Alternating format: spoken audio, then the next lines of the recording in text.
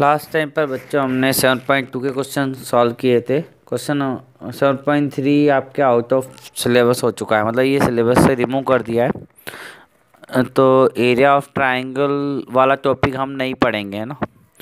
अब हम पढ़ रहे हैं एक्सरसाइज 7.4 ऑप्शनल। तो ऑप्शनल के ज़्यादातर क्वेश्चन हमें स्टैंडर्ड मैथ्स के लिए करना है।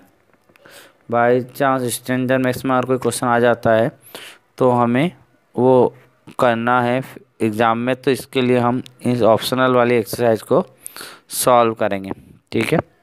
तो यहाँ पर हमने पिछली बार भी डिस्कस किया था कि first second third fourth question हमें सॉल्व करना है, ठीक है। तो फर्स्ट क्वेश्चन हमारा है determine the ratio in which the line 2x plus y minus 4 equal to 0 divide the line segment joining the points a 2, minus 2 and b 3, 7। Means यहाँ पे हमें वो रेशो फाइंड करना है जो ये जो हमारी लाइन है इसके द्वारा एक लाइन सेगमेंट जो ए और बी से बना हुआ है उसको डिवाइड किया गया। तो हमें ये जो लाइन है 2x plus y minus 4 वाली, ये ए बी को जिस रेशो में डिवाइड करती है वो रेशो हमें फाइंड करना है। तो ये क्वेश्चन हम सॉल्व करते हैं। तो यहाँ पर क्वेश्चन नंबर 1 में ए बी के द्वारा जो लाइन सेगमेंट बना है उस लाइन सेगमेंट को लाइन द्वारा बाइसेक्ट किया गया है। बाइसेक्ट मतलब डिवाइड किया गया है, ठीक है। तो ये जो लाइन है जिसका कि इक्वेशन हमारे पास है 2x plus y minus 4 equal to 0, इस लाइन ने ए बी को डिवाइड किया है। किस रेशो में डिवाइड किया? हमने वो रेशो माना है k/1। तो हमें वो रेशो फाइंड करना है। तो स्टार्टिंग में हमने लाइन लिखी, let the line 2x plus y minus 4 equal to 0 divide the line segment A B at point P point पर वो डिवाइड करती है। और P पॉइंट जो है उसके कोऑर्डिनेट है XY। हमने उसके कोऑर्डिनेट क्या माने? XY इन द रेशो, और रेशो हमने माना है k/1। और ये जो लाइन है AB को किस रेशो में डिवाइड करती है? k/1, ठीक है। तो हमने सेक्शन फार्मूले में पॉइंट जो है वो डिवाइड करता है लाइन सेगमेंट को। अब यहाँ पे क्या है, वो इंटरसेक्टिंग पॉइंट है वो डिवाइड कर रहा है। तो हमें इस डायग्राम से आपको समझ में आ गया होगा कि एक अदर लाइन है जो ए बी को किस रेशो में डिवाइड करती है? k/1, और हमें ये फाइंड करना है। अब सबसे पहले हमें पता है कि m1 k हो गया और m2 1 हो गया। और यहाँ पर a जो है वो जो हमारा होगा वो a2 हमारा x1 होगा और -2 हमारा y1। b के जो कोऑर्डिनेट है वो हमारे x2 और y2 हो गए। अब हम बाय सेक्शन फार्मूला कर रहे हैं। तो बाय सेक्शन फार्मूला हमारे पास p का जो x की वैल्यू है, तो कोऑर्डिनेट ऑफ p, तो x के कोऑर्डिनेट कैसे निकलेगा? फार्मूला आपको पता होगा, m1 multiply x2 plus m2 multiply x1 upon m1 plus m2। Section formula याद होना चाहिए बच्चों। तो m1 मतलब k मल्टीप्लाई x2 मतलब कि x2 मतलब 3 plus m2 multiply x1 means 2 by m1 plus m2 k+1। इसी तरह से y के coordinate m2 multiply y2 y1 plus m2 multiply y1 upon m1 plus m2। तो k multiply y2 means 7 plus m2 multiply y1 क्या है? -2 upon m1 plus m2 k+1। तो हमारे x और y के कोऑर्डिनेट हम इस तरीके से निकालेंगे, ठीक है। तो ये x और y हमने किसको लिया है? हमने डायग्राम में p को लिया है, मतलब कि जो डिवाइड वाला जो पॉइंट जो डिवाइड करता है उसके कोऑर्डिनेट निकालने के फार्मूले हैं, ठीक है। तो हमें पता है कि ये x और y किस पर है। ये x और y जो पॉइंट है ये इस लाइन के ऊपर भी मौजूद है, मतलब ये P पॉइंट कहाँ है? ए बी के ऊपर भी है और इस लाइन के ऊपर भी है। तो P point on the line 2x plus y minus 4 equal to 0। ये P पॉइंट किस लाइन पर है? 2x plus y minus 4 equal to 0 line पर भी मौजूद है। मतलब x y की वैल्यू को अगर हम इस लाइन में रखते हैं तो हमारा क्या होगा? प्रूफ होना चाहिए, है ना। तो हम क्या करेंगे, हमने जो एक्स वाई की वैल्यू निकाली है अगर हम उसको सॉल्व कर लेते हैं, जैसे हमने अगर 3 का इंटू के में किया तो 3k प्लस 2 हो जाएगा, 1 का इंटू 2 में हुआ 2 अपॉन में k प्लस 1, ये एक्स की वैल्यू आ गई। वाई की वैल्यू क्या आएगी 7k माइनस 2, क्योंकि प्लस और माइनस क्या होगा माइनस, और 1 का मल्टीप्लाई 2 में तो 2 अपॉन k प्लस 1। तो एक्स और वाई की वैल्यू निकालने के बाद हमने लिखा point P on the line. Point P क्या है, लाइन के ऊपर है, 2x plus Y minus 4 equal to 0 पर। मतलब ये जो वैल्यू x और y है वो हम इक्वेशन में पुट करेंगे। तो इक्वेशन में x की वैल्यू और y की वैल्यू हम रख रहे हैं, तो 2 x की प्लेस पर हमने x की value 3k plus 2 y k plus 1 रखा, प्लस y की value 7k minus 2 k plus 1 y k plus 1 रखा, माइनस 4 इक्वल टू 0।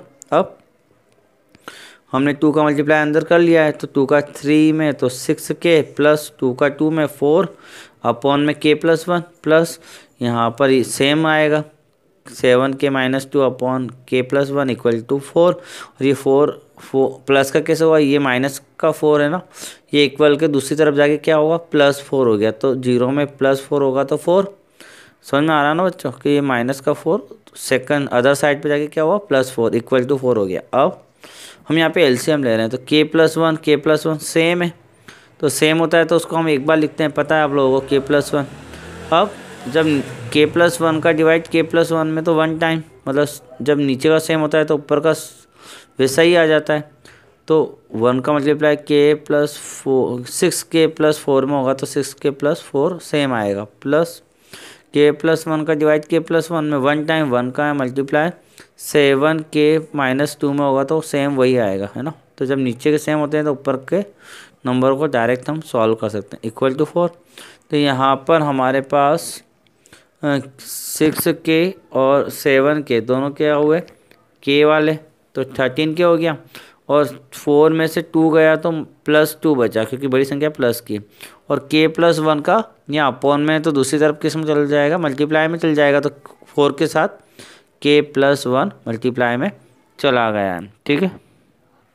तो 13k प्लस 2 तो रहेगा, 4 का मल्टीप्लाई अंदर हुआ तो 4k प्लस 4 का 1 में हुआ तो 4। अब k साइज चेंज करके हम एक तरफ लेके आएंगे, तो 13k 4k इधर आया तो माइनस 4k इक्वल टू 4, और ये प्लस का 2 उधर जाएगा तो माइनस का 2, तो 13 में से 4 गया तो 9k इक्वल टू 2, क्योंकि 4 में से 2 गया तो 9 अपॉन में जाएगा तो 2/9, तो k अपॉन में 1 मान लिया, तो k/1 इक्वल टू क्या आया 2/9। मतलब हमारा जो रेशो था हमने फाइंड कर लिया, तो देयरफॉर रेशो इज 2/9। तो ये हमारा आंसर कंप्लीट हो गया। तो बच्चा हमारा फर्स्ट क्वेश्चन कंप्लीट हो गया। नेक्स्ट सेकंड क्वेश्चन देखते हैं। क्वेश्चन नंबर सेकंड हमारे पास है, find the relation between the x and y if the point x, y 1, 2 and 7, 0 are collinear. तो कोलिनियर का रिलेशन बनाने के लिए वैसे तो हमें एक तरीका, बेसिक तरीका है एरिया ऑफ ट्राइंगल वाला, ठीक है। तो एरिया ऑफ ट्राइंगल से हम रिलेशन बता सकते हैं, लेकिन वो टॉपिक हमारे इस बार सिलेबस से रिमूव कर दिया गया है, तो हम इसको सेक्शन फार्मूले से सॉल्व करेंगे, ठीक है। तो सेक्शन फार्मूले से भी हम इसको रिलेशन को बता सकते हैं। तो सॉल्व करते हैं इस क्वेश्चन को। तो यहाँ पर हमारे पास जो पॉइंट है वो कोलिनियर है। कोलिनियर का मतलब होता है एक ही लाइन में होना।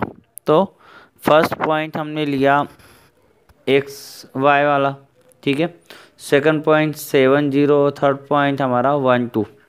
तो वैसे तो ये तीनों पॉइंट एक ही लाइन में है, तो यहाँ पर हम किसी को कुछ भी नाम दे सकते हैं, ए बी सी। हमने वैसे फर्स्ट और लास्ट को ए बी दिया और सेंटर वाले को या जो बिटवीन है उसको सी नाम दिया है, ठीक है। तो इन पॉइंट को नाम देने के बाद हमें पता है कि एक ही लाइन में है, मतलब सी पॉइंट कहीं पर भी हो, पूरे लाइन सेगमेंट को किसी न किसी रेशो में डिवाइड जरूर करेगा। मतलब हम सेक्शन फार्मूले से सवाल सॉल्व कर रहे हैं, इसमें रिलेशन बता रहे हैं, तो कोलिनियर एक ही लाइन पर पॉइंट लेने के बाद हमने वो माना कि जो पॉइंट बिटवीन है वो किसी न किसी रेशो में डिवाइड जरूर करेगा। तो हमने वो रेशो लिए हैं M1 और M2, ठीक है। तो यहाँ पर given points x, y, 1, 2 and 7, 0 are collinear. यहाँ पे तीनों पॉइंट कोलिनियर है। सो रेशो m1 रेशो m2, तो रेशो हमने क्या माना m1 रेशो m2, और हम इसे फाइंड करेंगे कि ये रेशो कितना है। तो बाय सेक्शन फार्मूले से हम जानते हैं कि जो बिटवीन होता है, जो बीच में पॉइंट जो डिवाइड करता है पूरे लाइन सेगमेंट को, उसके कोऑर्डिनेट निकालने के लिए जो तरीका होता है वो सेक्शन फार्मूले में होता है x, मतलब यहाँ पे x निकलेगा, ये सेंटर वाला पॉइंट निकलता है, मतलब बिटवीन पॉइंट x की वैल्यू कैसे निकलती है m1 x2 plus m2 x1 bye m1 plus m2, ये फार्मूला लगता है। तो हम यहाँ पे डायरेक्ट वैल्यू पुट कर रहे हैं। तो 1 की वैल्यू किसके इक्वल रहेगी, 1 इक्वल टू रहेगा m1 मल्टीप्लाई x2।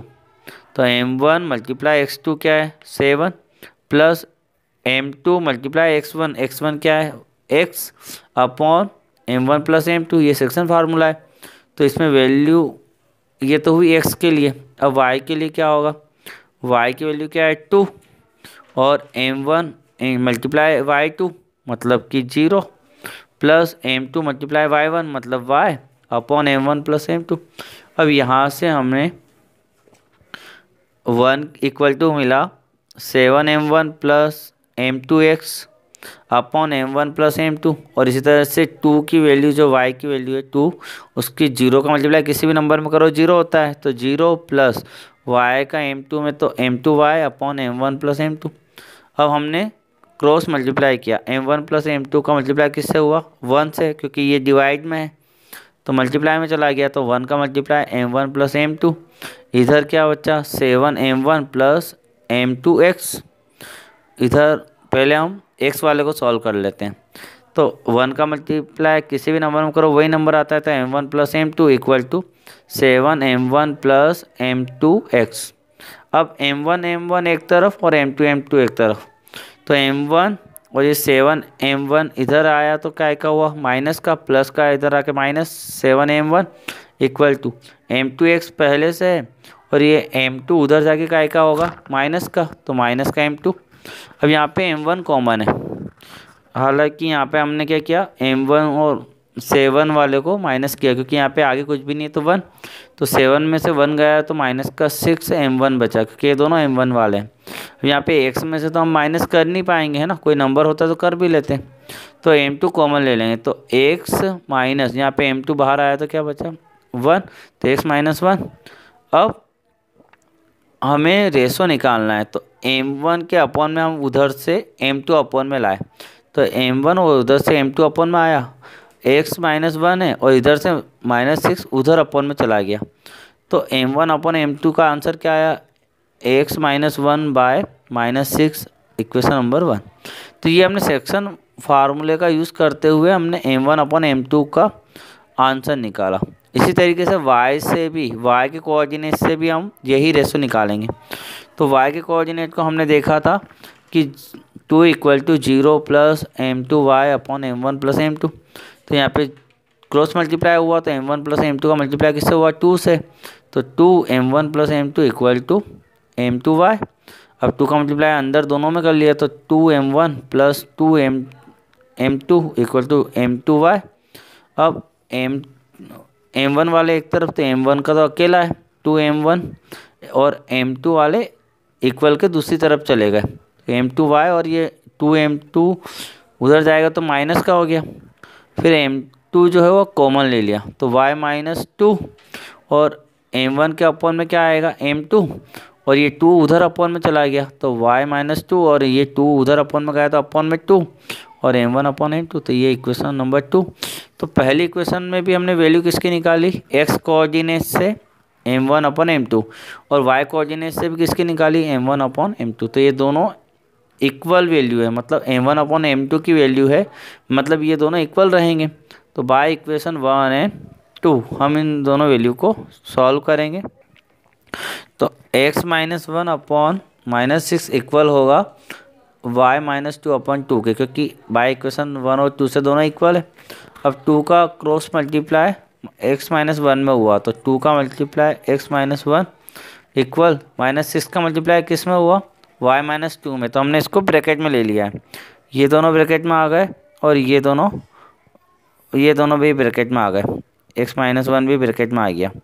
अब उसके बाद 2 का मल्टीप्लाई अंदर करेंगे, ठीक है, नहीं 2 का मल्टीप्लाई अंदर नहीं करें, 2 को हम अपॉन में ले रहे हैं कट करने के लिए, तो 2 अपॉन में चला गया तो x minus one equal to -6, x minus two और 2 अपन में आ गया तो 2 से 6 3 टाइम कैंसिल हुए, तो x minus one equal to -3 bracket में y माइनस टू बचा हुआ है। अब यहाँ पे x माइनस वन और -3 का मल्टीप्लाई ब्रैकेट के अंदर किया तो -3y और माइनस माइनस प्लस 3 का मल्टीप्लाई 2 से तो 6।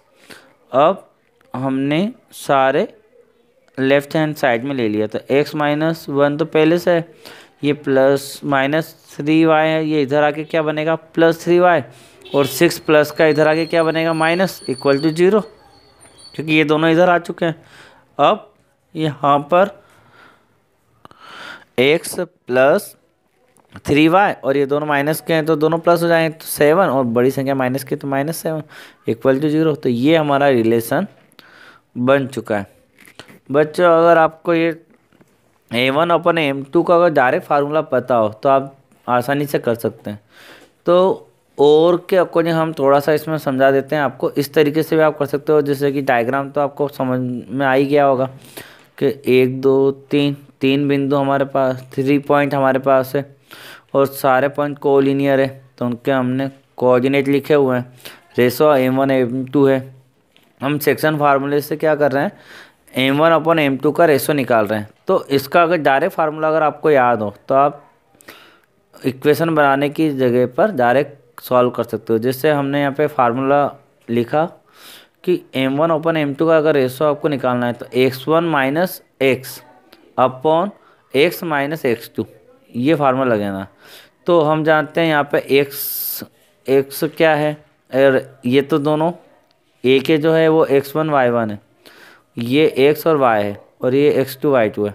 तो x1 माइनस x मतलब कि x1 तो क्या हुआ x माइनस x मतलब कि सेंटर वाला बिटवीन वाला -1 upon x minus x2, x मतलब कि 1 माइनस x2 मतलब 7। तो हम जानते हैं x माइनस वन अपॉन 7 में से 1 गया तो -6, इक्वेशन नंबर 1। तो जो इक्वेशन हमने पहले 1 बनाई थी वो डायरेक्ट इस फार्मूले से यहीं बन जाएगी, मतलब उसके लिए हमें m1 m2 एक तरफ ले जाना करना वो सब कुछ नहीं करना पड़ेगा। अगर ये फार्मूला आपको याद नहीं है तो आप उस मेथड से सॉल्व कीजिएगा, और नहीं तो इस फार्मूले से आपको डायरेक्ट एक्सप्रेशन 1 आ जाएगा। फिर m1 अपॉन m2 y के लिए जो फार्मूला बनता है वो y1 माइनस y और y माइनस y2, ये फार्मूला बनता है। तो y1 मतलब कि y minus y means 2 upon y मतलब 2 माइनस y2 मतलब 0, तो y minus 2 upon 2 equation number 2। तो हमारी इक्वेशन 1 और 2 डायरेक्ट बन गई। तो बाय इक्वेशन 1 और 2 तो हम x minus 1 by -6 equal to y minus 2 by 2, यहाँ से हम अभी आपको इतना सारा सब कुछ समझा चुके हैं। वही प्रोसेस जो हमने अभी ऊपर देखी उसी प्रोसेस से फिर रिलेशन आप बना सकते हो। तो कुल मिला के हमने जो m1 और m2 का इधर उधर ले जाके इक्वेशन बनाया था वो आप डायरेक्ट इस फार्मूले से भी बना सकते हो। तो ये और है, और मतलब या तो आपको ऊपर वाली मेथड से करना है या फिर सेक्शन फार्मूले के बाद ये मेथड लगानी है। तो ये बच्चों हमारा सेकंड क्वेश्चन हमने 2 तरीक़ों से आपको बता दिया है। अब नेक्स्ट क्वेश्चन हम अगले वीडियो में डिस्कस करेंगे। Thank you very much.